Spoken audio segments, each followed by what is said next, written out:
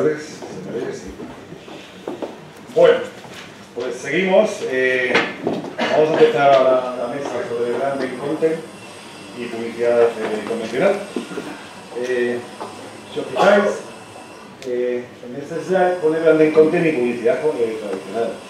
Si os fijáis en el programa, pone branding content versus publicidad tradicional. Hemos decidido no enfrentar la publicidad tradicional con el branding content. El branding content es el branding content, la publicidad tradicional es publicidad tradicional. Cada una tiene su sentido en su estrategia, entonces no le vamos a enfrentar. Yo creo que no tiene ningún sentido. Si vosotros queréis que las enfrentemos, pues las enfrentaremos. Lo que sí hemos decidido es poner todo en duda. Todo. Yo esta mañana, hablando con Roger, hablando con Javier o con Marta, digo, nos metemos caña, ponemos todo en duda y estamos todos de acuerdo. Vamos a intentar tocar de las bases de todo, ¿no? Para intentar sacar conclusiones y para intentar hacer un debate que sea constructivo, ¿vale? Esta mañana empezábamos las sesiones con Adolfo, que estaba por aquí. Adolfo hacía un poquito un resumen de todo lo que estamos tratando durante todo el día y estuve tomando algunos apuntes, tanto de Adolfo como de otras de las ponencias, y bueno, la verdad es que todo se basaba, como decía él, en que el consumidor tiene el mando. A partir de esta premisa, el consumidor tiene el mando. Yo añado que el consumidor también tiene la voz, que también es muy importante, ¿vale? ¿Qué pasa? Que al tener el consumidor el mando y al tener el consumidor la voz, pues se ha creado una nueva manera de consumir contenido. Y cuando digo consumir contenido, también me refiero a consumir publicidad, que al fin y al cabo es contenido. Las televisiones lineales, aquí tenemos a Marta, que representa a A3 Media, pues la verdad es que tienen un grave problema. A lo mejor, a día de hoy no, pero en un futuro inmediato o toman medidas o van a tener un grave problema. Igual que las empresas que gestionan, por ejemplo, la compra de medios en las grandes televisiones. También pueden tener un grave problema porque el modelo de negocio de las televisiones puede saltar por los aires. Los que nos dedicamos a la publicidad, agencias, productoras, televisiones, tenemos que revisar un poquito nuestro modelo de comunicación, nuestras estrategias de marketing. Las estrategias de marketing tradicionales a lo mejor ya no son tan efectivas y lo que hacemos es que nuestros clientes, que realmente al final son los anunciantes, que estén tirando el dinero. Tenemos que ser honrados con ellos, no venderles la moto, ¿sabes? Es muy fácil hacer estrategias donde compremos impactos pero que no sirvan para nada, ¿no? Es dinero rápido y fácil. A lo mejor estrategias como el branding content son estrategias a más medio plazo, largo plazo, sin unos resultados tan inmediatos, pero a lo mejor son más eficaces. Pero claro, esto hay que vendérselo a quien tiene la pasta, que al final es el anunciante. Bueno, tenemos una horita, somos muchos temas. Vamos a empezar con esto que hablábamos de los anunciantes, ¿no? ¿Cómo planteamos a los anunciantes? ¿Cómo entienden las marcas, ¿no? El branding content frente a la publicidad convencional? Y bueno, ahí tenemos a Roger. Cógete el micro, Roger. Buenas tardes. Pues sí, a mí me toca hacer una labor bastante peculiar porque yo hablar de la percepción que yo tengo de cómo las marcas ven esto del branded content, por lo cual son apreciaciones que, aunque en muchos casos compartimos con los demás participantes de esta mesa, no dejan de ser mi percepción, y luego voy a hacer un montón de generalizaciones, y ya sabemos que las generalizaciones absuelven en muchos casos, ¿no? Entonces, bueno, ¿cómo ven las marcas? Tal vez mejor las marcas que los anunciantes como apelativo esto del branded content. Pues bien, como saben todos ustedes, el branded content hoy en día es trending topic, ¿no? Entonces, con todo lo bueno y con todo lo malo que implica ser trending topic, ¿no? Porque cuando tú tienes un trending topic, todo el mundo se quiere colgar a ese tema del que tú estás hablando para unirse a esa conversación, sacarle provecho, ¿no? Entonces, lo bueno de ser Trending Topic es que llegamos a tener espacios como este, en el cual estamos 5 personas que nos dedicamos a esto, y por lo menos a los que ya conozco, que se nos va la vida en esto. Más allá de una oportunidad, una ola en la que hay mucha gente que se está subiendo y que tienen además todo el derecho de hacerlo, ¿no? Es verdad que uno va hoy a un congreso de branded content, que hay congresos de branded content, y uno se sorprende porque ves y te exponen 10, 15 casos, y uno se queda con la duda, oye, pero ¿esto es branded content o es publicidad tradicional con lo que llamo una espolvoreadita de storytelling? Otra palabra molona también de las que están ahora tan de moda. Y la verdad es que eso suele pasar. Hoy en día, si ustedes le preguntan a sus amigos que trabajan en una marca, o si trabajan en una marca, seguramente estarán haciendo branded content, pero la pregunta es, ¿están haciendo realmente branded content? Y esa es otra de las preguntas que me gustaría dejar caer. Y por lo menos desde nuestra visión, nosotros creemos que más allá de este momento trending topic, este momento de moda, el branded content responde a un momento muchísimo más profundo, a una cosa mucho más profunda que tiene que ver con lo que hablaba Elena Neira antes, que es este cambio de paradigma del mundo broadcast al mundo de on demand, ¿no? Esto podría dar para horas y horas de tema, pero yo lo que quiero dejar claro es eso, ¿no? O sea, que estamos yendo hacia un mundo que es on demand, y en ese mundo on demand el lugar de las marcas tiene que ver muchísimo con los contenidos. Tiene que ver mucho con el branded content, y el branded content no está peleado con la publicidad, porque en la mayoría de los casos, el branded content necesita de publicidad tradicional para generar audiencias propias.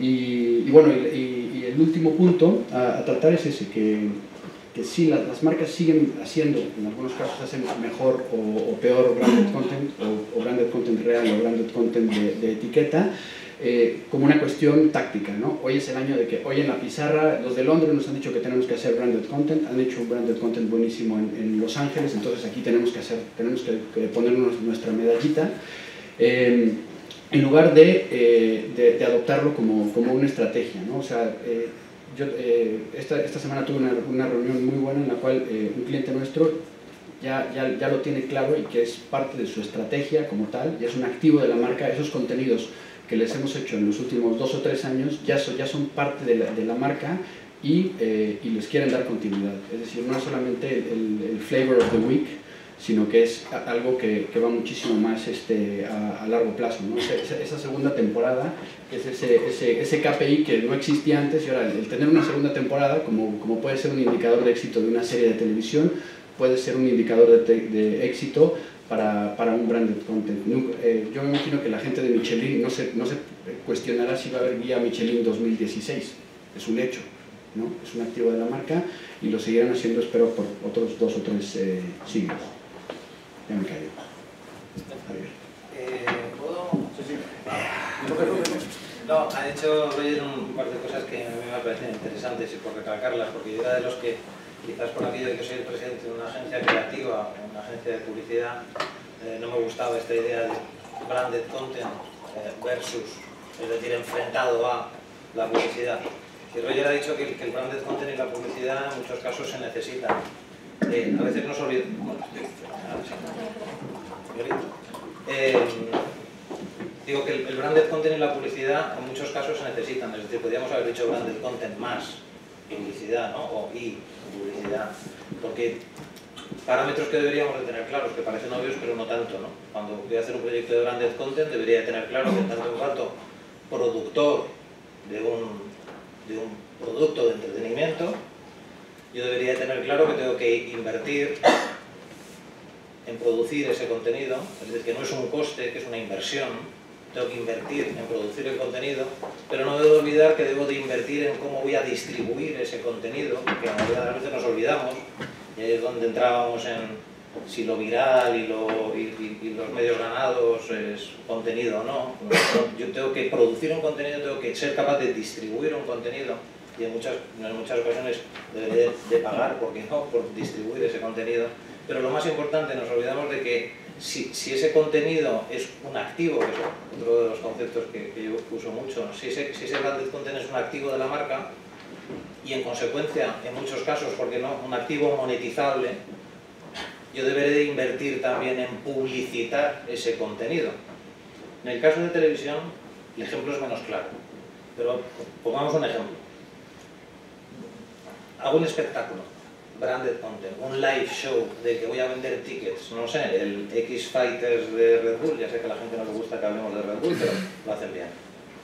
Si yo creo ese branded content y quiero vender tickets, tendré que hacer publicidad de mi show para vender muchos tickets, ¿no? Si yo creo una película como Lego Movie, tendré que hacer publicidad para vender muchas entradas. Bueno, de una manera u otra, lo que siempre estamos buscando es que nuestra acción tenga pues una eficacia, ¿no? Un objetivo, y ese objetivo, para saber si lo hemos conseguido, pues lo tenemos que medir, ¿no?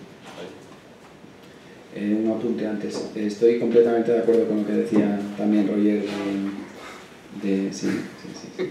Venía predispuesto a decir que no, pero sí. Yo también pienso que la publicidad tiene un rol que desempeñar a la hora de generar notoriedad para los contenidos y ayudar a que esos contenidos tengan audiencia, ¿no? Bueno, pues ahora estamos nosotros con Marta a punto de lanzar una serie en Neox donde, bueno, pues hay una inversión en autopromo que a mí a lo mejor al principio me costaba entender, manifiesto que ha sido un aprendizaje durante algunos años, pero bueno, entiendes que al final poder decir que mi contenido está ahí te va a ayudar a que no te suceda lo que sucede a muchas webseries de marca, tú eres un gran experto en eso, donde pues tienen 300 reproducciones, 400 reproducciones por capítulo, donde a lo mejor tienen excelentes valores de entretenimiento, pero ni Dios sabe que existen, ¿no? Último apunte antes de empezar con lo mío. Yo sí enfrento publicidad con branded content deliberadamente, pero no para matar al GRP, sino por un poco lo que dice Risto, que a mí me gusta mucho, que es que el GRP tiene un hermano pequeño que, como todos los hermanos pequeños, yo soy hermano pequeño, es un cabrón y viene a quitarle parte del espacio, ¿no? Entonces hay que acomodar ese espacio en la familia, yo creo, y muy probablemente el espacio para el GRP es más el de activar la notoriedad, el de una promoción, el de este contenido está aquí, pero llegar hasta aquí, hasta el corazón, no hasta la cartera que está debajo, hasta el corazón, yo creo que es algo muy posiblemente más adecuado para el branded content, como hay, bueno, distintas evidencias en las que no vamos a meternos ahora, ¿no? Y respecto a eficacia, que es de lo que se supone que tenía que hablar, bueno, pues sin intentar meterme muy a profe, pero bueno, como consecuencia de un montón de artículos que tuve que leer de universidades americanas por circunstancias profesionales hace unos años, pues vas viendo un poco cuál es el problema, a qué se debe un poco la falta de claridad, la falta de consenso que hay respecto a lo que es eficacia publicitaria, ¿no? Y yo cada vez estoy más convencido de que el problema viene porque no definimos los objetivos de eficacia que buscamos con las campañas, ¿no? La ciencia publicitaria lo que nos dice es que la publicidad básicamente puede servir para tres cosas, ¿no? En el fondo las queremos las tres, pero no siempre, de hecho rara vez las conseguimos las tres. La primera es llegar a la mente, que sería un poco la fase cognitiva, ¿no? Activar un recuerdo. La segunda es lo que decía antes, de llegar hasta aquí, ¿no? Si yo no me enamoro de la marca, pues es difícil que la eleve en mi escala de preferencia y cuando estoy delante del lineal la termine por comprar, ¿no? Y el punto 3 es la intención de compra. El punto 3, digamos que deja de ser una actitud y se transforma en conducta. Yo voy al Mercadona y me compro tal producto, ¿no? Entonces el problema que tenemos, primero, es que yo creo que muchas veces no definimos adecuadamente los objetivos que le vamos a pedir a una campaña. Ha habido un debate gigantesco antes de las Navidades respecto a la campaña esta de loterías, con la que entiendo que a todos más o menos o se nos ha caído una lagrimilla, nos hemos puesto tiernos, ¿no? El que le tenía el billete allí de loterías preparado a su amigo en el bar. Es verdad que ha generado una ola de notoriedad gigantesca, pero estamos hablando de un ente, loterías, que tiene 30 días, en 30 días se está jugando a lo mejor el 40 o el 50% de la facturación del año. Si esa campaña no activa la venta de boletos, instantáneamente no podemos decir que esa campaña ha sido eficaz, por mucho que estemos hablando de ella en la máquina del café al día siguiente. No sé si con este ejemplo explico un poco más por dónde voy, ¿no? El problema es que ni siquiera el neuromarketing que se supone que es el no a más en cuanto a medición de la eficacia publicitaria, nos puede dar pauta respecto a intención de compra. Podemos hacer dos cosas. Después de lanzar una campaña, podemos hacer una encuesta, con lo cual hay una serie de opiniones, el típico post-test publicitario que hemos hecho toda la vida, o podemos ponerle unos electrodos a alguien e intentar ver a través de sus reacciones fisiológicas si le activa de alguna manera un anuncio o no le activa, pero tampoco sabemos cómo de corriendo se va a ir después a la tienda a comprar el producto, ¿no?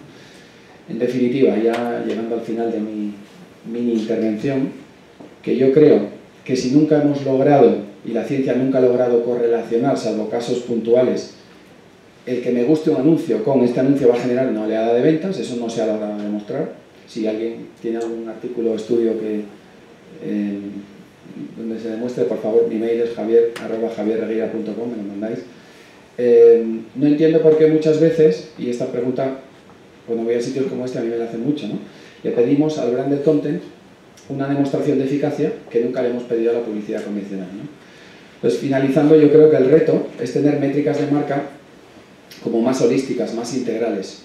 Yo he trabajado en anunciante, he trabajado en agencia, y el caso más fascinante que he visto de una marca para realmente determinar la evolución de su salud, su capacidad de fidelizar consumidores, de generar prueba, recompra, repito, fidelidad, es una marca de tabaco para la que trabajé hace años, que hacía un tracking. Tenía un panel de consumidores, les llamaba y monitorizaba en qué fase del embudo estaban todos esos consumidores a los que llamaban. A mí eso me sigue pareciendo, todavía hoy, la mejor forma de analizar la salud de la marca, más que hacer encuestas declarativas de si me ha gustado tal anuncio o no, porque realmente de eso no se deriva que eso vaya a redundar en ventas, ¿no? Y esto es un poco mi opinión sobre el tema. Bueno, tenemos aquí a Marta. Marta es directora de investigación de audiencias en Atresmedia Publicidad. Creo que su intervención es bastante importante porque nos va a contar un poquito bueno, pues cómo escucha una televisión, cómo mantenerles a la audiencia, ¿no? Buenas tardes a todos. Bueno, en primer lugar, voy a dar las gracias y sobre todo porque es la primera vez que estoy en un foro de branded content y me encuentro la palabra y no versus, lo cual me alegra porque ya me he llevado unas cuantas tortas, digámoslo de alguna manera, por este tema, porque siempre y hasta ahora, que parece que vamos engranando toda esta industria de branded content, la tele siempre habíamos sido los malos de la película, ¿no? Con lo cual es la primera vez que me siento, digamos, no atacada, y sino más integrada o todavía sois un poco. Todavía un poco, ¿no? Bueno, venía con la armadura puesta, me la he quitado un poco. En fin, bueno, eso en primer lugar, y luego, retomando un poco algo que ha comentado Javier hace un momento, decir que estoy completamente de acuerdo con aquello de que el branded content es como aquello de un hermano pequeño y que no va en contra de nada, sino que para mí es una fórmula publicitaria más o una manera de llegar al consumidor de una manera diferente, con lo cual siempre es un valor añadido sobre cualquier otra forma de comunicación, que sea de la forma más tradicional como un spot o de cualquier otra que pueda tener una campaña. Como lo que me toca es dar un poco la perspectiva que desde una televisión comercial o desde un grupo audiovisual tenemos del branded content, sí que me gustaría decir que pese a que el branded content en nuestro EBITDA no es un volumen significativo a día de hoy, es verdad que cada año va siendo un poquito más, nosotros le dedicamos muchísimo esfuerzo y para nosotros a nivel dedicación, a nivel trabajo, representa un volumen mucho más alto que lo que es, por supuesto, nuestra facturación, porque realmente creemos en esta fórmula de comunicación.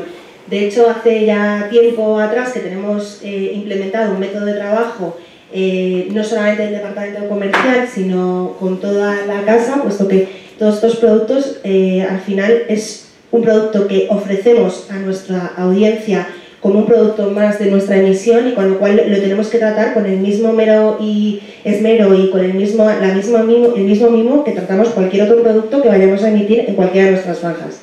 Con lo cual, a ese nivel para nosotros es importante, porque realmente damos la cara ante nuestra audiencia y no la podemos fallar. Fidelizar a la audiencia es una tarea fácil, dedicamos el 100% de nuestro tiempo a entretener a nuestra audiencia, y un fracaso de este tipo para nosotros no es un fracaso de una campaña publicitaria, ¿no?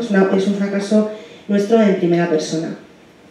En ese sentido, en nuestra experiencia, lo que nos encontramos es que nos llegan muchísimos tipos de formatos de branded content. Algunos son formatos de contenido de marca que nos vienen ya producidos y muchas veces incluso son formatos internacionales que las marcas tienen y lo que quieren es buscar un hueco de emisión aquí en España, o otras veces quieren construir un contenido de marca para emitir una televisión. Estos formatos, al final, lo que hacemos es buscar el hueco o la cadena que más cumple con el ADN de ese producto o al target al que quieren llegar y buscarle un hueco, pero no deja de ser una forma realmente algo forzada de integrar un contenido en una parrilla que normalmente no está dedicada a esos formatos, con lo cual es algo difícil de engranar, que requiere mucho esfuerzo y que no siempre se consigue, aunque nosotros lo intentamos y de hecho hay casos muy relevantes que se ha conseguido, ¿no? Ahora mismo cita Javier un producto que vamos a emitir de un branded content que realmente es una segunda temporada, con lo cual si tenemos una segunda temporada es porque la primera fue exitosa, ¿no? Los domingos a las 13:50 en Neos. Desde el día 8 de febrero. Es publicidad, exacto. En fin, ¿por qué esperar? Se llama. Hay otro tipo de branded contents que nosotros realizamos también y que son diferentes. Y realmente yo sé que en esta mesa en la que estamos hay alguien que está muy en contra de esto de o siempre habla de alquilar audiencia o generar audiencia propia. No mira a nadie, Pablo. Ahora mismo voy a Generar audiencia, es decir, que la marca la genere propiamente, que efectivamente yo creo que hay muchas fórmulas de branded content que es así, pero yo creo que en televisión realmente hay más casos en los que realmente alquilas una audiencia más que la generas, por lo menos en el caso de la televisión generalista. En este sentido, también tenemos otro tipo de branded content y es en el que cuando un formato ya tiene su hueco en la parrilla, cuando un formato tiene su público conocido, fiel, que le sigue semana a semana, hay marcas que se integran directamente en esos formatos, ¿no? Pues por ejemplo nosotros en el Access Prime Time tenemos de lunes a jueves El Hormiguero. El Hormiguero para mí es un formato de branded content absolutamente, promociona diariamente personajes, libros, contenidos, películas, llegando a 2,5 millones de espectadores de media diarias, con lo cual... muerde. Sí, lo que estamos pensando todos es que El Hormiguero para nosotros no es un formato bueno, pongo que es un formato de branded content, a lo mejor no para una marca directamente, ¿no? Pero sí que hay otros formatos que creo que tienen cabida en pues no sé, por poner otro ejemplo, el formato de Buenafuente. Hace poco hemos realizado, por ejemplo, un branded content para mí perfectamente integrado de un coche eléctrico de Renault, que para mí era un branded content bien perfectamente integrado en una franja en la que conoces a la audiencia, sabes que la tienes y la tienes fidelizada. Más fácil que El Hormiguero, quizá. Bueno, en fin, lo que no me quiero ir por las ramas, pero lo que sí creo es que desde el punto de vista de la televisión, nosotros defendemos mucho esta fórmula de integración del contenido de marca dentro de los programas que nosotros ya tenemos instaurados y testados en la parrilla, porque otra de las variables que nos hacen defender este tipo de formatos es que muchas veces cuando nos llegan formatos de contenido de marca específicamente, hay veces que no se cumple, digamos, que esa audiencia esté perfectamente engranada. Son formatos, como decía antes, que van a veces forzados y por lo menos nuestra experiencia es que de media normalmente son formatos que dan un 30% menos de audiencia de cualquier formato o que la media de la cadena, ¿no? Con lo cual eso nos hace pensar que algo está fallando en ese tipo de formatos, que la audiencia, que es nuestra manera de medir realmente el éxito de un formato, no está recibiendo bien o no como debiera ese tipo de formatos. Con lo cual mi defensa va en pro. No he dicho nada. Solo una cosa, punto, perdón, y es contra... Esto ya es un poquito más aparte del branded content, pero sí que Jaime me ha retado un poco en su intro, en el que las televisiones tenemos un problema a largo plazo. Yo soy fiel defensora de la televisión y creo que el problema no es tanto como parece, y creo que no lo tenemos tan en el ni medio ni largo. Yo creo que todavía es mucho más largo. Bueno, te voy a responder si me lo permites. A ver, yo creo que cualquier estrategia de marketing, al final, lo que hablaba un poquito Javier, pues es conseguir definir un objetivo y conseguirlo, ¿no? Cuanto más cerca estemos de ese objetivo, pues más éxito o menos éxito habremos tenido, ¿no? En el caso de crear un branded content para soportarlo dentro de un canal de televisión, en este caso imagínate en A3 Media, pues es lanzar un mensaje a una audiencia que nos interesa. Por supuesto que la televisión tiene que luchar por tener la mayor audiencia posible. A la televisión le da lo mismo que esa audiencia le guste ese producto o no. Ellos, vosotros lo que queréis es tener mucha audiencia indiscriminada. Al anunciante le gusta tener una audiencia, pero que una audiencia que sea cualitativa, o sea, que realmente esté interesada en su producto, ¿no? Entonces, ahí hay esa es una de las diferencias por las que podéis tener un gran problema. Y me voy a explicar por qué. Hoy en día, si hablamos de canales de YouTube, si hablamos de youtubers, si hablamos de comunidades de Facebook, me da lo mismo. Hay muchísimos canales de YouTube, o muchísimos youtubers, o muchísimas comunidades de Facebook que tienen bastante más audiencia que algunos, por ejemplo, canales de A3 Media, donde normalmente se explota los formatos de branded content, ¿sabes? Coño, o sea, tengo más audiencia aquí y encima me sale más barato, ¿a dónde me voy a ir? O tengo más audiencia aquí y ya no hablo del dinero que me cueste hacer esa estrategia. Tengo más audiencia aquí y encima es la audiencia que yo quiero, ¿sabes?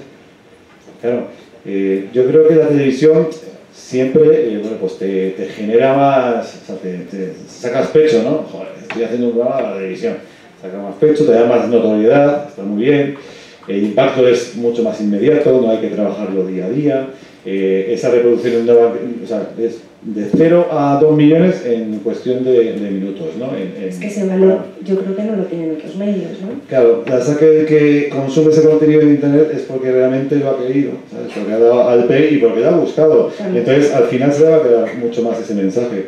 Que el que ha llegado a su casa está viendo una parrilla y, bueno, pues empieza un programa, no le gusta y se lo traga. A lo mejor no le interesa lo que le están vendiendo o el mensaje que le está llegando, ¿sabes? Que es lo que le interesa al anunciante que tenemos que defender nosotros.